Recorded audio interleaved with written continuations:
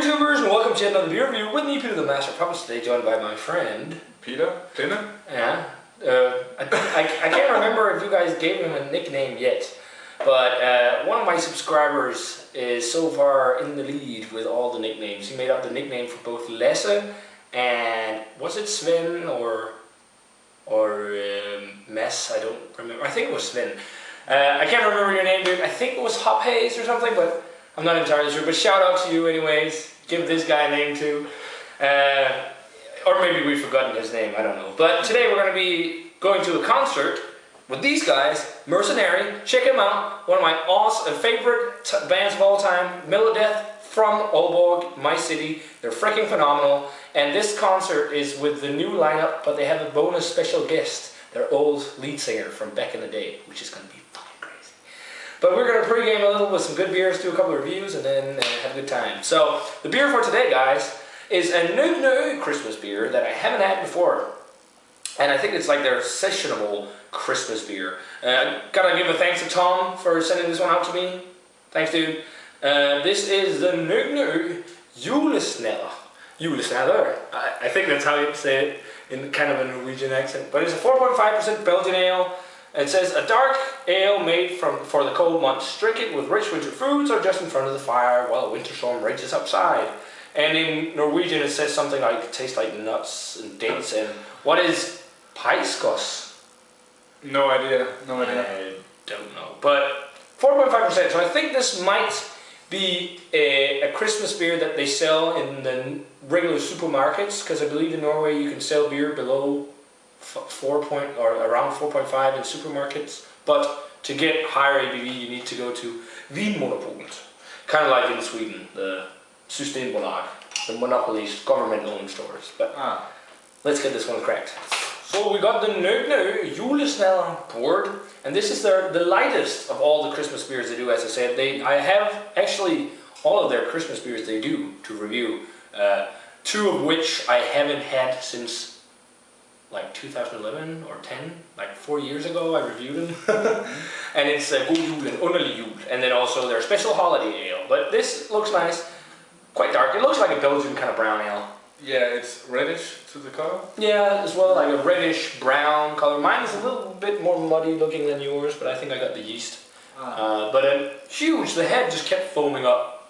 Kind of beige head. But let's check out the aroma. And only 4.5%, so this should be interesting. So I can see the nuttiness they talk about.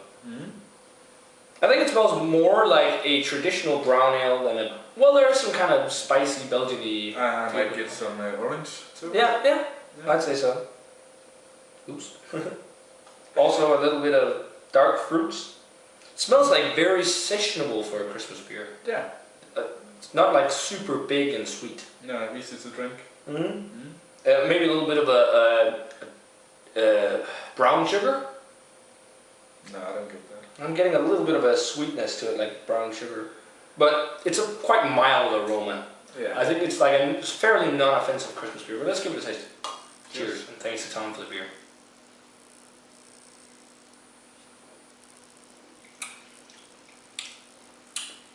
Yeah, more or less like a brown ale kind of type of thing. I think it's more brown ale like than Belgian, or dark ale as they say. Yeah. Suits it quite well. It doesn't taste of much, I think. No, it's very mild. Yeah.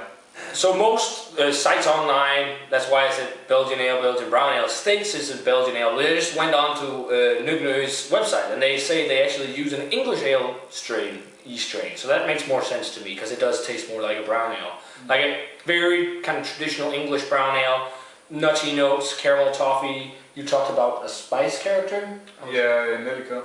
Cloves? Yeah. Yeah, kind of. A little bit of a festive tone to it, like Christmassy.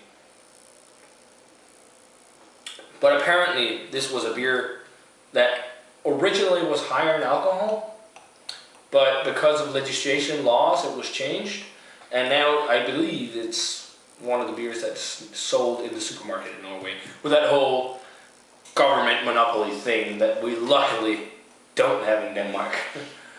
But I think it's a good beer, but it's just not as good as some other Nøgne Ø beers that I've had. It's a good everyday beer.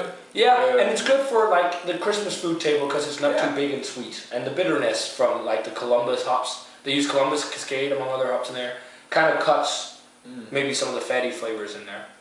I think it would be good with a Julefrokost, for example. Yeah. It's a thing we have in Denmark. I'm going to go 75. A good, nice kind of seasonal brown ale, but I'd rather have some of their other festive products like God Jul or Under Jul or a special holiday ale, which I have to review as well. I haven't had those in ages, but it should be fun because last time I had them, they were pretty damn awesome. But yeah, 75, I think it's pretty good, but nothing outstanding.